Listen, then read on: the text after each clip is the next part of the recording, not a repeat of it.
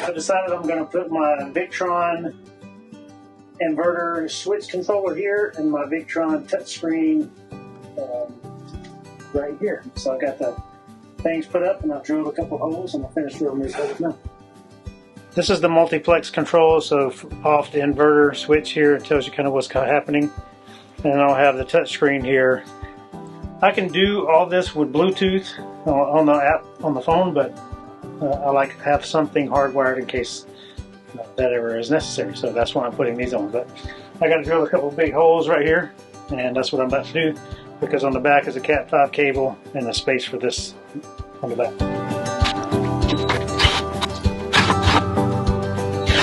Now that I've made a mess, I got to go find a vacuum. I got to put the clamp on for the screen. Pretty easy system to screw it in. I wanted to put all this up by the front where the other inverter controller is for the old inverter, but the hole's weird and getting the wires down through the wall is very problematic. This is easy.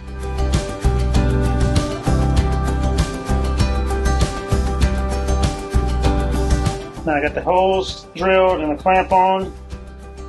I can run this wire through here. And it snaps on just like that. Looks really good. Now the inverter controller is a little different. It doesn't come with its own channel, so you got to pull this little deal off. Okay.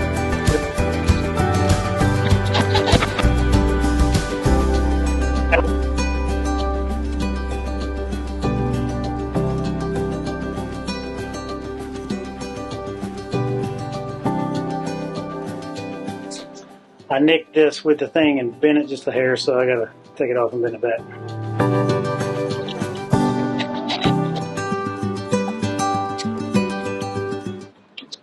Alright, I got it all installed here. I gotta put this wire back up out of the way, but the Victron touchscreen is here and the inverter controller charger is here. So it fits right nicely into here, and it's an easy way to wire it because there's a wire running into this wall right here. From the cabinet going down, and I can come out this heater duct at the bottom and run it along the floor. So back in the back side of the closet, this is the back side of the screen and this is the back side of the controller. So I just took this Cat 5 cable here, ran it into that hole down, and it come out beside the shower. So that's a heater duct, so that'll be part of where the line comes up and it moves up front. All right, back here in the bedroom again after using the system for a couple days.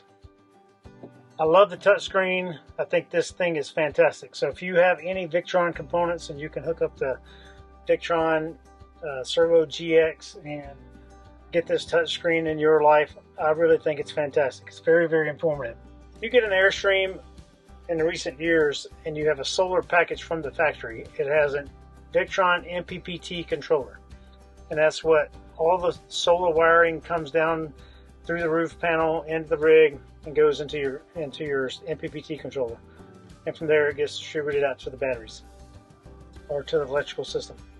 This, if you're using this touchscreen, down here in the bottom right corner is a yellow square that tells you my solar coming in. Right here is just DC power, how much DC power the rig is currently using, and it shows you that it's moving out of the battery, what's going into the battery from the inverter, and from the shore power into the inverter, and then from the inverter out to the rig and the AC power. DC is direct current, AC is alternating current. Basically what your car uses is DC, what your house uses is AC, and Airstream, or most RVs, all RVs have both. This is my nemesis in the bedroom. And I read the instructions and it said, there's a light sensor on here and the lights will dim when it says dark. They dim, but they don't get dark enough for me. And it's blue light, which is the worst kind of light for nighttime. So I have some nice painter's tape here that I'll stick over that at nighttime. Basically what this is showing is the blue light means your inverter is turned on, and there's a switch here that's pass through. So power coming into the rig from the shore power passes through the inverter to charge the battery and passes through the inverter to go power the rig AC component wise. then the middle of it is off. So once I turn my battery off, I still have to come back here and turn the inverter off. And then you have the inverter, actual inverter option on. So once you turn it into inverter, it's pulling power from the battery, inverting it to AC power from DC direct from the battery, and it goes to power the AC things. Very handy. On this side, it tells you that it's on, and then you have the series of charge functions here. So you have bulk charging. Bulk charging is when your battery is empty or somewhat empty, and it gives you all the bulk power it can provide from shore power or generator power to bulk it up as quickly as possible. Then you have absorption charging. So once it gets near the top, it goes into absorption. So it starts on this little curve. It's giving a lot of power, and as it gets closer to the top, it starts waning off how much power is sending into the battery. And then once you get to the top, it just kind of floats. A little bit of charge, a little bit of off. A little bit of charge, a little bit of off. So it floats with power. So that's your 3 stages of battery charging. Over here are all your issues. So if you have low battery, low voltage, any of those kind of warning lights are over here, and they're all red. But the system works really well. You saw that I put the wiring through the back of this closet, and I simply did that because this was the easiest place to mount this thing, where I could still access it and where I could still easily mount it and get the wiring up here to the front. You know, I could have put it down here, but then it would have ruined my sight lines looking that way in the furniture. I maybe could have even put it in the drawer a couple different ways and just directly wired it underneath there. But this was pretty simple, easy to wire inside this wall, run down, run through the heater duct, and run along this bed into there. I did have to mount a USB plug here underneath the hall closet. Here's the wiring for your CO detector and propane detector. And it goes to a 1 amp fuse in your junction box. Now, the 1 amp fuse is too much or too little for my application here, so I upped it to a 5 amp fuse. And I tagged into here, and I haven't put these wires away here because I want you to be able to see what I did. But I used these Wago's connectors, and I connected the hot to the hot, the ground to the ground, and these run around behind the wall here to my USB plug, and here's where I'm plugged in there. But there's a Cat 5 cable coming from this going down, and that plugs directly into the inverter. There's an HDMI cable that plugs into this, so I had to get the HDMI 2 female end connector, and then I had to get a 15-foot HDMI cable, and it runs all the way over and goes into my Cerbo GX, which is what gives it its data. And then there's a USB outlet which powers this device, and that's what I plugged it into.